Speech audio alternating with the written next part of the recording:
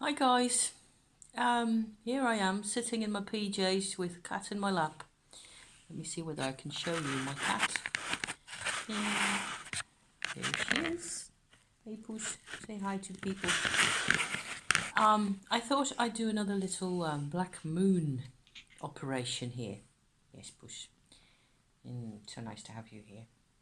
Because it's on my mind somehow. Been watching several videos on the tube. People having generally a lot of fun visiting Christmas fairs and Simon visiting Glastonbury and all that. And I realized that I have a particular wavelength regarding crowds and shopping and generally obtaining, things and stuff through commerce. That applies to tarot decks and oracle decks and all the rest of it. A lot less to books because books are okay, books are cool because they were approved back in the day when my mum still was alive, right? And I was very much a student and I was very much a reader. I was born in 1966, by the way, so that is actually before the internet. I grew up without internet and without smartphones. There's others like me out there, but nowadays I can't imagine an hour of my life without internet. So yay for that. I think it's grand. But that's a tangent right there. What was I going to do? I want to try and talk about the black moon again because my parents had both had their black moon conjunct Pluto and in one case conjuncting their regular moon in Cancer. And I've known at least one other person who had their black moon conjunct Uranus in that case in that same sign. And so I don't have that big of a database. However, I have a particular relationship with, I'm trying to go and see the sunny shine right there. I don't know. It'll have to, we'll have to see how it develops as the sun moves over yonder. That there is a particular sensitivity going on with that black moon, right? And of course, it doesn't make any sense saying black moon conjunct Uranus in whatever it is, or conjunct Mars or any of it. What we have is that Mars or moon or sun or ascendant is on the lunar apogee position or very close to it. And depending on how you calculate it, because the lunar orbit is such a wobble and such a mess, and it's really the relationship between the moon, the earth, and the sun that is expressed in the geometry that we try to get a hold of, looking at the phases, so full moon, new moon, and all that, waxing and waning. The nodes, so whether the moon is actually higher up in the sky than the sun is at that time or lower. The signs, which, however they're expressed, are of course behind all that. And the how close is the moon to the earth at one particular point, or are we in a phase where she is moving away from the earth, receding as it were, or whether she is coming closer? All this I think is quite it kind of makes sense to me, and that's why I think maybe it's interesting to share this kind of thing, to look at the whole thing as a constant cycle, where nothing is really ever completely the same as it was, even if you look at it, in a grander cycle, where I believe it is considering it from the viewpoint of the phases anyway, you would have the same full moon on the same date every 19 years or so. So I think, I haven't checked that, but probably the full moon won't even be on the, even if it is in the same sign, it won't be on the same degree. So yeah, whatever good that does for us. But it's a living thing, right? It's like a continual process where things are being repeated. However, the expression is slightly different each time. At the moment, I am making this recording. It is Friday, the 30th of November 2018, and the lunar apogee itself, right, is in Capricorn now, and almost conjuncting Pluto. So Pluto is on that position, right? Of course, Pluto sticks in Capricorn for an age and a half, and it's the moon with its orbit that is sort of grinding away, and the apogee position of that orbit is what is passing over that Pluto position, right? If that makes any sense.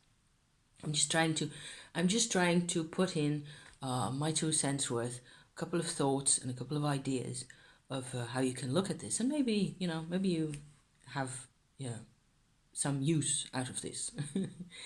In which case, grand, fantastic.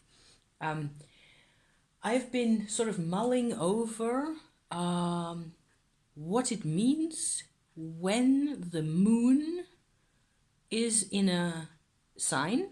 We know what that does, right? My moon is in Aries, so if I drop my plate, which is right there, I will yell. I will go, bloody hell, and what have you. Instant effect. However, if there is no real harm done, none of the tantrums will last longer than a couple of minutes. And I tend to have a hard time keeping up emotional intensity for any length of time. To me, emotional intensity is something of an instant, like a graph of a couple of minutes, and then it's over. And then I want to go back to a state that I find comfortable. So I'm trying to hide my PJs here because I don't feel that you should be looking at my, general state of having a nose cold and a bit of a, just generally at home with, had a couple of drinks and I had enough to eat and I'm completely fine and it'll just have to do for now. However, I can still talk to the camera, which is grand because, so I don't have to go outside. I don't have to brave a wind and weather, though there aren't any at the moment. So, yeah. What does it mean when the moon, the actual satellite, is in a sign that does something for us? If your moon is in Leo, or if your moon is in Virgo, which is the next sign, right? It's right next door. There's going to be quite a shift, and it's quite possible and quite useful and instructive, I think, to have a look at that. Just simply, basically, have a look at what it looks like for you, if that's your cup of tea. Where's your moon and what does that mean? Just simply that piece, because it'll tell you a lot about yourself. I think, to me, the fact that my moon is in Aries has given me an enormous support, really, knowing that, having that knowledge that whenever I get really upset about anything, to the extent that when I am truly,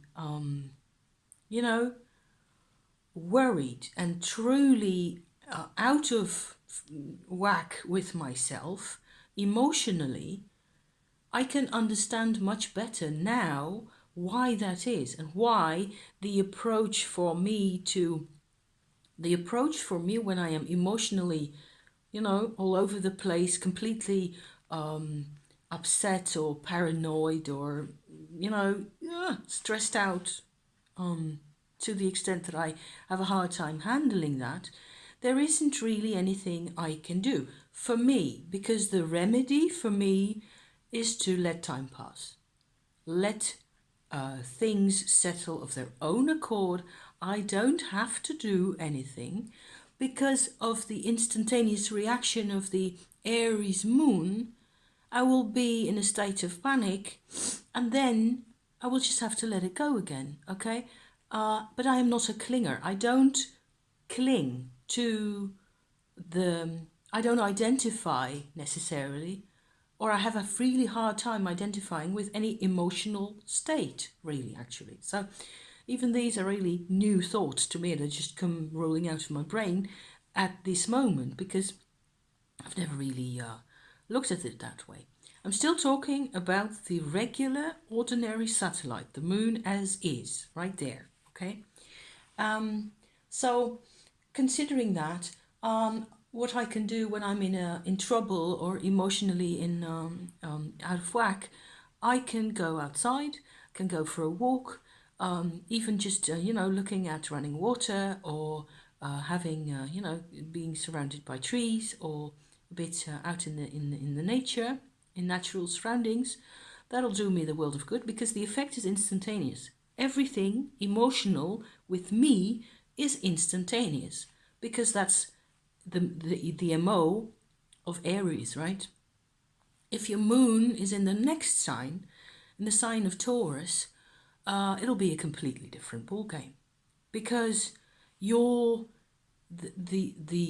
it's going to be a lot less immediate. It is as if the total amount of energy that is going to happen for a human being is actually always the same. However, the time span in which that amount of energy, emotionally or even otherwise, is expressed in a person is going to be different. And for Taurus, everything is going to take 15 times as much time as for Aries, right? And so for Taurus, any moon in Taurus will need, they don't upset that easily. They really take things, it's like there's almost a barrier, between them and their, and they will never get as upset emotionally in a short span of time as an Aries moon will. Never. So, but they will get upset cumulatively. So after like an hour or a day even, and they're still, upset or worried, or there's a reason for them to not feel so great about something, it'll just keep adding on. And every time that column of figures will go longer and longer and longer. And so at some point, everything will just be too much for them, and they will have to express it one way or another. And then if you're a moon in Aries, you're scared out of your wits, because out of nowhere, there's this explosion, right? Depending on how they express themselves, which can be completely different again. So, but inside, that's one way of looking at the things, okay, at the level of the actual moon. And so I was thinking I should, try to talk us all the way through with the black moons, but I find now at this moment that it would actually be kind of cool, at least I think so, to talk us through the regular moons. Just the way that feels, the way it looks, the way it expresses itself, the way it behaves inside us, right? So, having said that the moon in Aries is instant and instantaneous and very expressive and quite, explosive in whatever, doesn't matter really what the context is. However, moon in Taurus then, of course, is the opposite, to the extent that it has the same intensity of emotion. The level of how tough things are for them is the same, but the way of processing it emotionally is the opposite, and it'll take a lot longer, and it'll just have to take its time, right? And then maybe the remedy for the moon in Taurus, who will always try to go outside in the woods and, refresh their minds, etc. The remedy will be to be seen, I think, to have a proper conversation in in a language that they are comfortable with. So there can be very few words or very many, doesn't matter. It just, they need their perspective to be seen, and then they need more time, and then everything will just sort of be okay again, if that's, if in a healthy and pleasant type of scenario. They will be able to let go, but they will need time in order to let go of things. And time doesn't come easy. So, yeah. Moving on from there, you would go to Gemini, of course. And I suppose Gemini and all the air signs, like Libra and Aquarius, then, the three of them, I would suppose they have a lot less of the actual physical, like it's almost like it doesn't matter that much to them, or things are much more transient, and or there can always be several things going on. And in all three cases, there would be it would be quite hard for them to identify with something that can actually be hurt.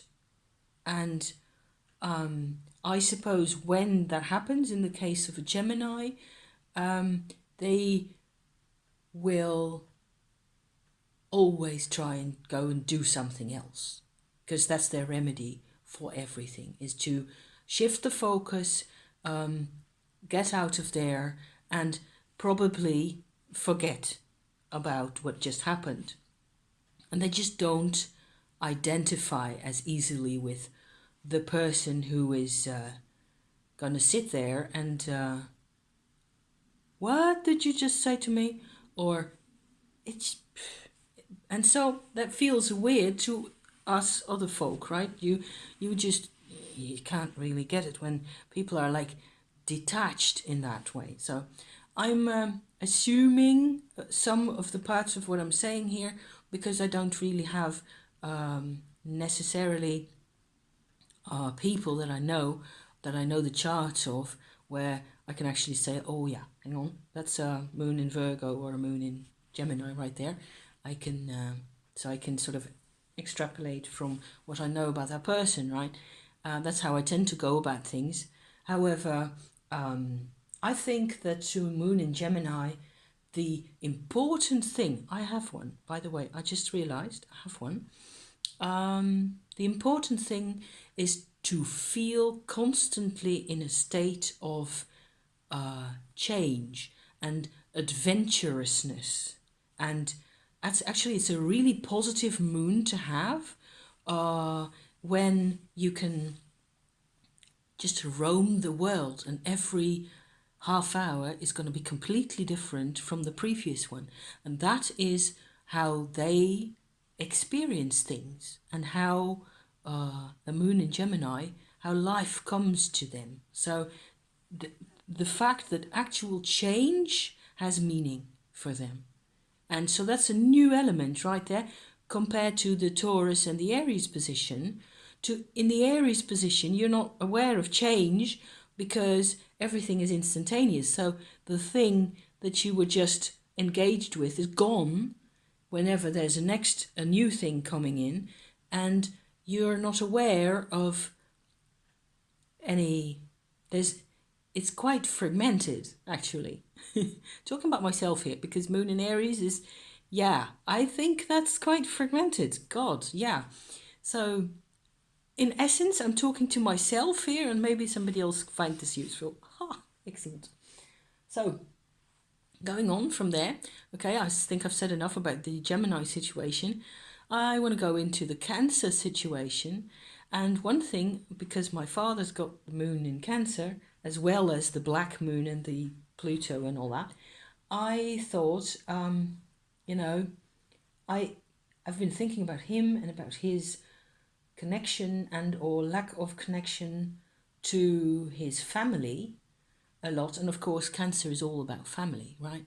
And we can see kind of when the moon is in Cancer, somebody needs to feel part of a group, really needs to feel connected, and that's an intense need that cannot be discussed. And of course, connection is important to all of us, and so we're going to be in trouble there. We, at least, of course, considering that both my parents were in deep trouble all of their lives, I can't help but feel sorry for, at least for my father, I suppose, because on the other hand, he also pushed people away, so that made it really hard for him to,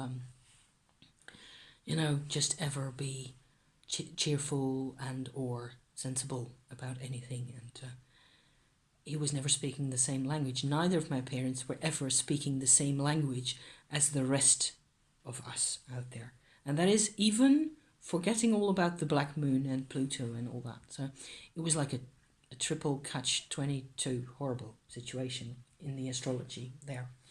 So connection for the moon in Cancer means that there's going to be a naturalness to them, and for them the remedy for upset is going to be going home and preferably having somebody else there, maybe even 2 or 3 peoples, and just the general mix of pleasant, comfortable, peaceful vibrations in the home that includes plants and animals, and having the place set out to their liking and all that.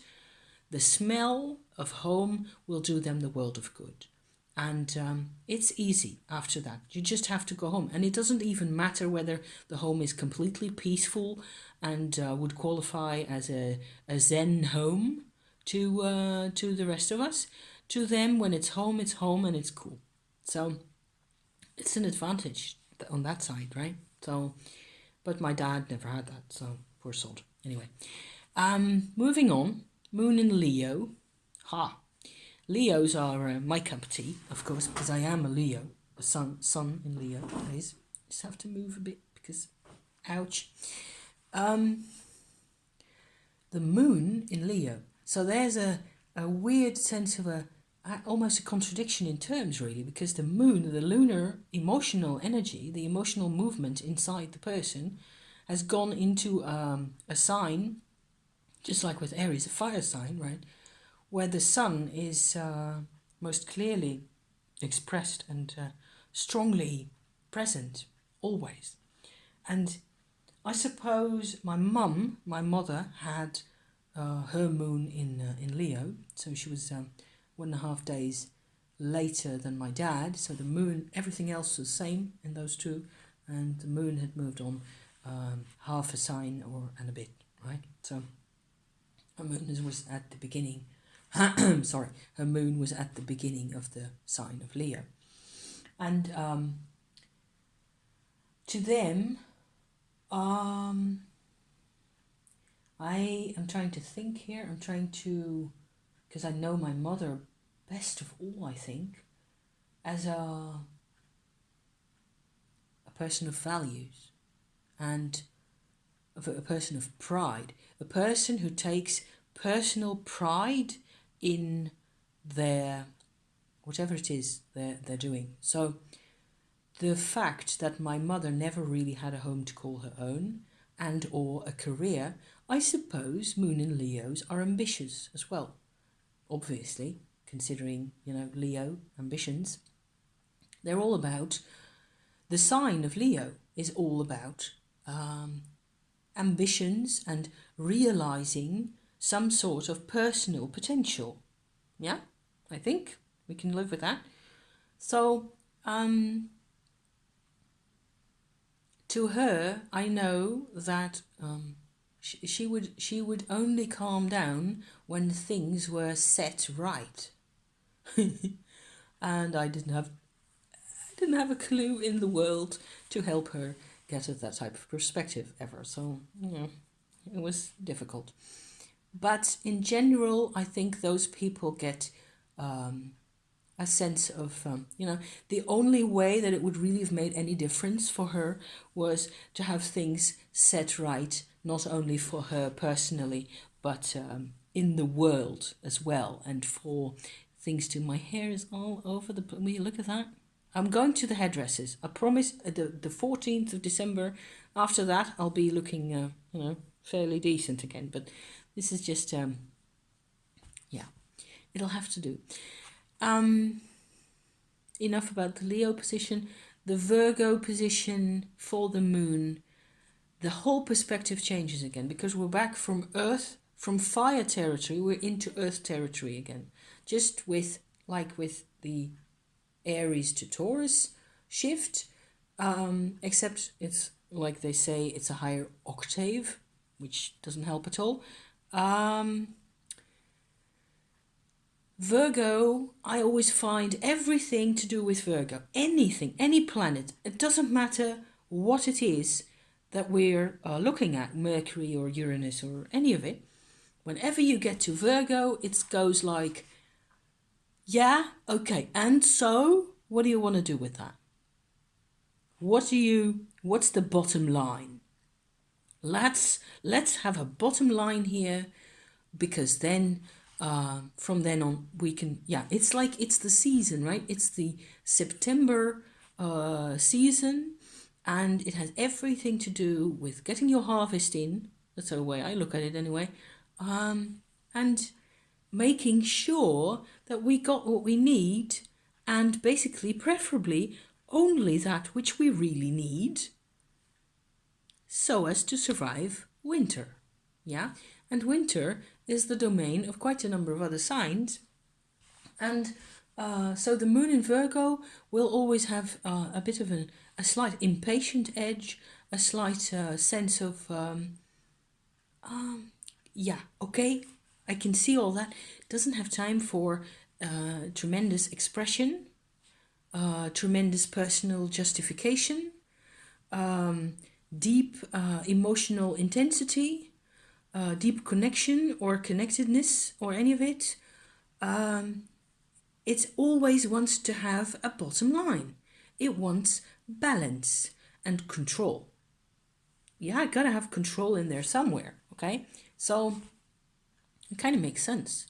Moon in Virgo tends to be a quieter person, and I suppose its remedy will be to go home again and hoover the house. That'll always work.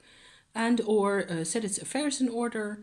Try to generally, go to the hairdressers, get the stuff back in alignment somehow, and then have a bit of quiet time, take a bath, that type of stuff.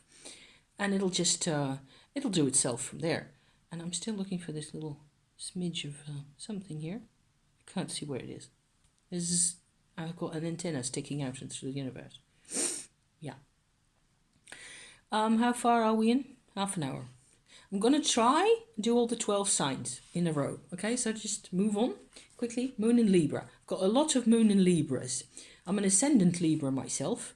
So I tend to trigger the hell out of Moon in Libras because my ascendant is la la la la. And on this hand, yes, but on the other hand, blah blah blah. Which for me is ascendant material, so it's on the outside. It's just the way I project, right?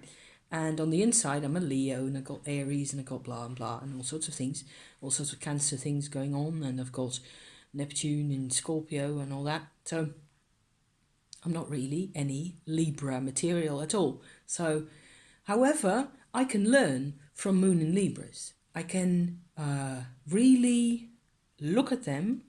And I've known quite a few. And what I find very striking about those people is that they have like antennas, really, 6 sense, 6, 7, and 8 sense for whatever people are doing.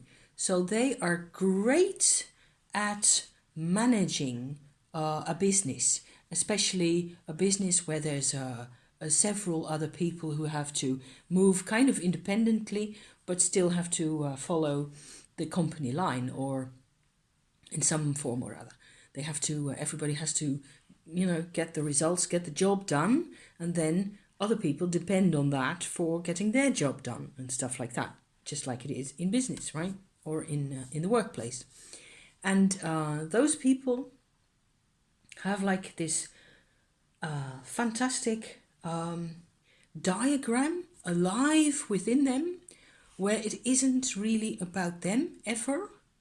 It is always about the group and the structure in a certain way. So the better things are organized, and the more honest and open people are about how they take their responsibilities, what they can manage, how they can get the job done, that will be the remedy of the moon in Libra, I think.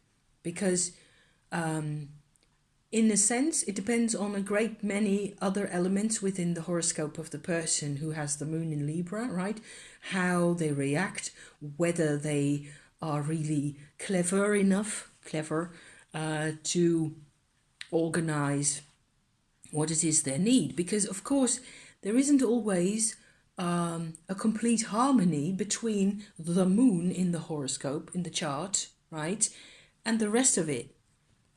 If everything else in the horoscope is, tends to, status and possession, or to short-term solutions, or to withdrawing and looking at nature, those type of things, even though they're quite healthy for everybody, sometimes you have to have short-term solutions. You just have to think of, okay, today we want to get this thing done. So this is the short-term solution. I just have to phone the other guy and get him to come in, because then we can all move on and everybody will have a nice weekend because it's okay. So sometimes that's the solution. However, the moon in Libra, and I think all the other moons after that, are much more of a challenge, in that you have to, which is a new thought again to me anyway, you have to, access all your other capabilities to make sure that this plan that you need, the real plan, is actually going to be realized. Otherwise, there will be no relief. So it's quite a challenge, right? So Scorpio, moon in Scorpio is a completely different ball game again. And I am thinking of people who have like all the different needs and qualities of the people around them within themselves. So it's like there isn't really a boundary ever.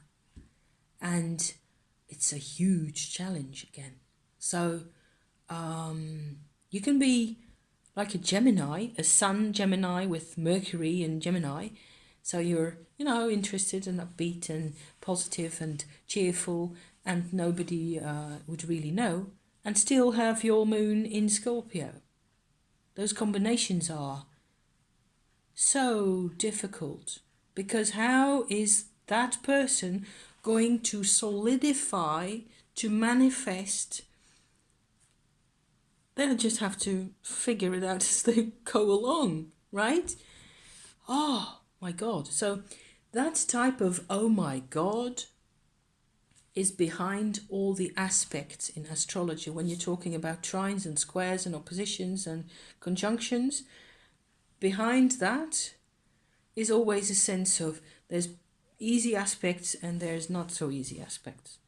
And I believe that, yes, between the Gemini case that I just described here, or put out there, and the Scorpio, so Sun, Mercury in Gemini and Moon in Scorpio, like I just said, there's an inconjunct, so to speak. There's a 150-degree aspect, almost a complete opposition, but not quite, and they don't figure each other out.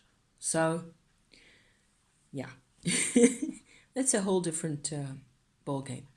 However, maybe I don't need to illustrate every single lunar position with every single other combination of positions, because then we will still be here next year, okay? I think Moon in Scorpio are capable of great things and can be immensely creative, and if they take the time. And yeah, so they need personal space, they need quality products to surround them, and I suppose if they find people who help them be the best possible version of themselves, that type of thing. But then again, that applies to all of us, doesn't it? So to them, I think the remedy quite often would be to create something, to if they can manage to believe in that, especially if they can create something with other people, that would be interesting. I believe Björk, the singer, the Icelandic singer, her moon is in Scorpio. So there you go. Moon in Sagittarius. Upbeat, optimistic, hopeful, and actually incapable of believing in anything truly negative.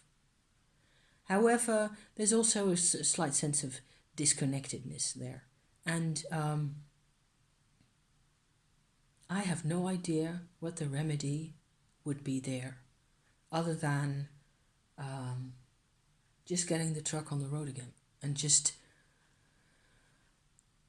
try to not doubt yourself so much, not overthink, because that's not going to help. There are other people to whom to me, overthinking is a blessing, because I can think my way out of a tangle. It will work, but it's not because of the overthinking, it's because of the time I put into it. And in the time, it is my time, right? I need the sense that it is my space and my time, and that is my remedy. Moon in Aries, yeah, I need space and time to recuperate from getting, knocked about by my own emotions.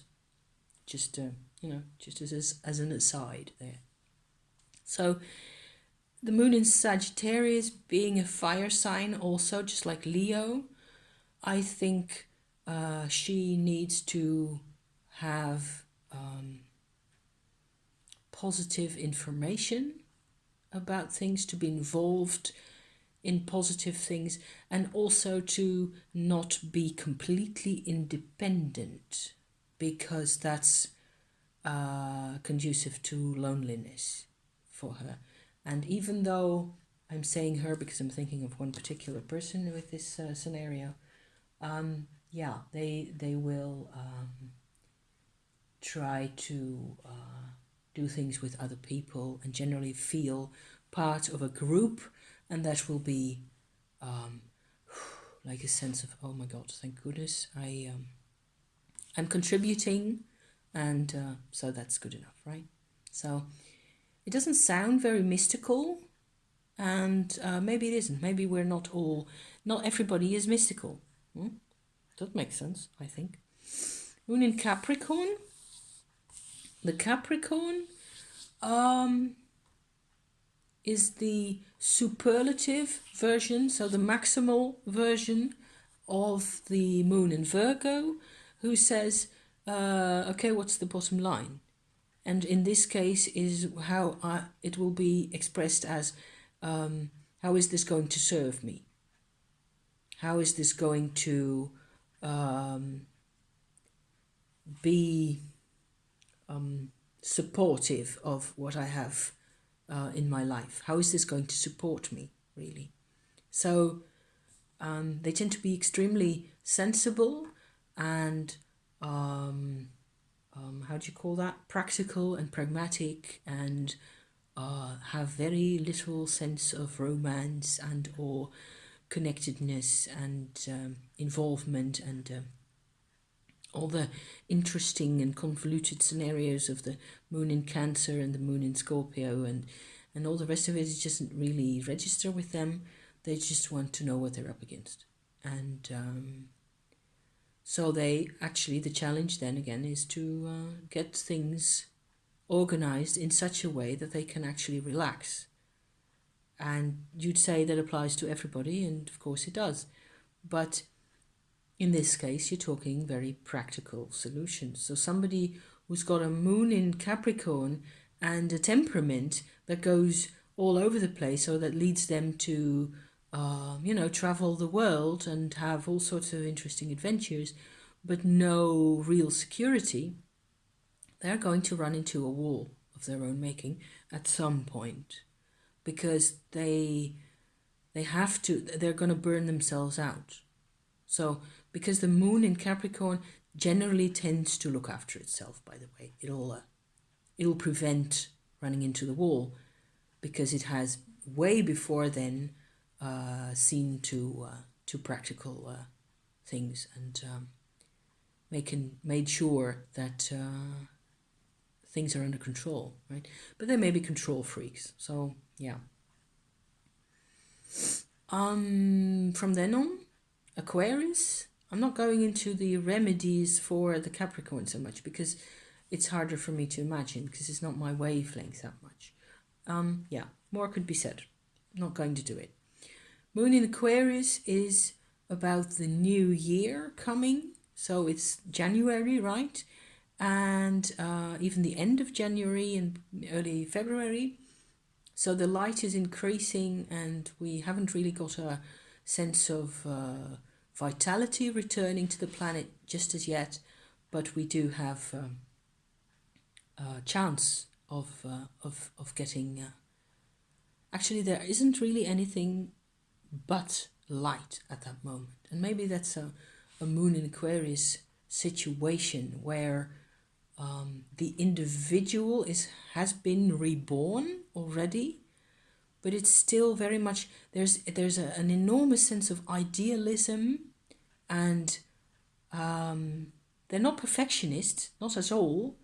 They just have a strong sense of equality and sovereignty and personal justice, without ever getting vehement about it, if that makes sense. So they will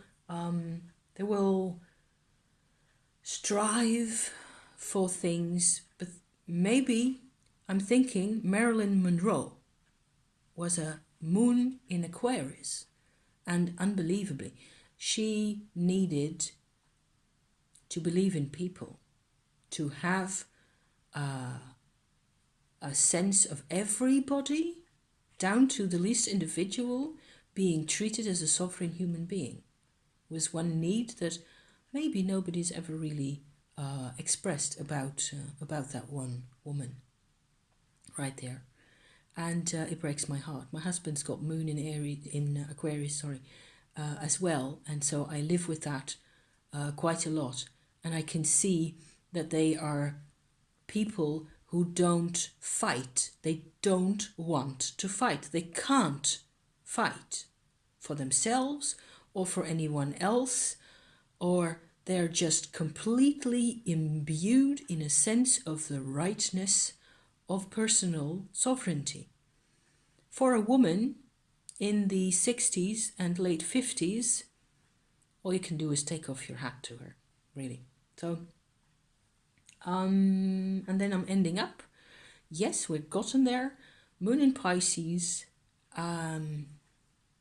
There's the sense of surrender again. I think I needed to make this whole lengthy tale about the regular moons first, and then on the basis of that, I will do a second one probably next week about the black moon, right? What it means when the apogee of the orbit is in that sign, and what that does, because we're going to be able to see this is one and this is the other. If you catch my drift. I'm almost out of words here, and I think that's one aspect of the moon in Pisces thing, really, where the end of the line, it is early March, right? The life is coming, and what we have to do is we have to be willing to give up everything we remember of the previous cycles in order for the new life to come to us. And that's maybe the energy of the Pisces sign right there. And so, yeah, the moon in Pisces will always be most comfortable when allowed a moment to surrender, to let go. And of course, most of us are control freaks, so that's going to be, fabulous to realize. The astrology helps us gain insight into the many the plethora of challenges on this planet, you guys. Thank you so much if you've lasted this long. Thank you for watching this, and I don't know, maybe we'll definitely next week we'll be going on to the Black Moon. Okay, see you there. Bye bye for now. Thank you for watching.